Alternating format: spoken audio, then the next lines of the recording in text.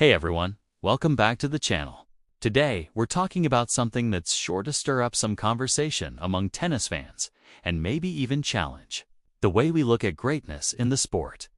Tennis legend Chris Evert just made a super honest, eye-opening comment that puts the whole Grand Slam obsession into perspective, and yeah, she's calling out how we might be measuring greatness. Totally wrong.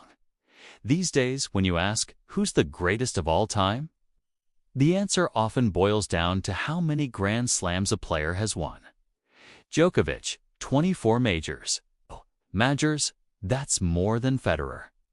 More than Nadal, more than anyone in the men's game.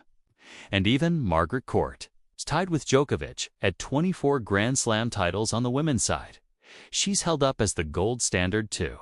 But Chris Evert, she's saying, hold on a second, that number doesn't tell the whole story. In a recent interview with Tennis 365, Evert admitted something pretty surprising. Winning Grand Slams was not a priority for us at that time. Wait, what? One of the greatest of all time.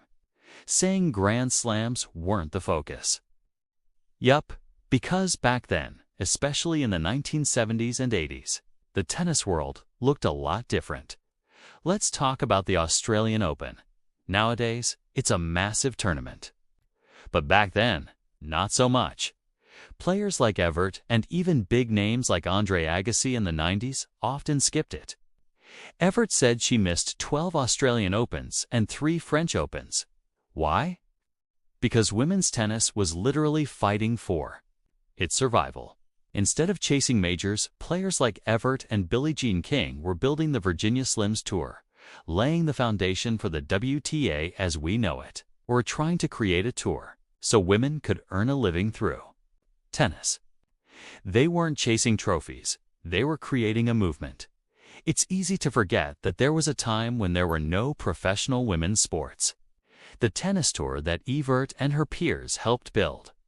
It made it possible for hundreds of women to turn pro. And it wasn't just about tennis. That movement inspired generations of female athletes in all sports. So yeah, counting majors. That's one way to measure greatness.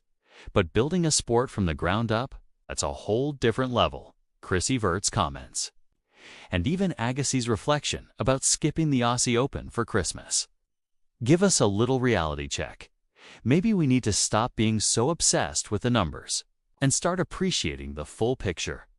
Because tennis isn't just about the titles, it's about changing the game. So what do you think? Should Grand Slam titles still be the main way we measure greatness? Or should we start looking beyond the scoreboard? Drop your thoughts in the comments. We'd love to hear from you. And if you're enjoying this kind of tennis talk, don't forget to like, subscribe, and smash that bell so you never miss a video. Thanks for hanging out, and we'll see you in the next one.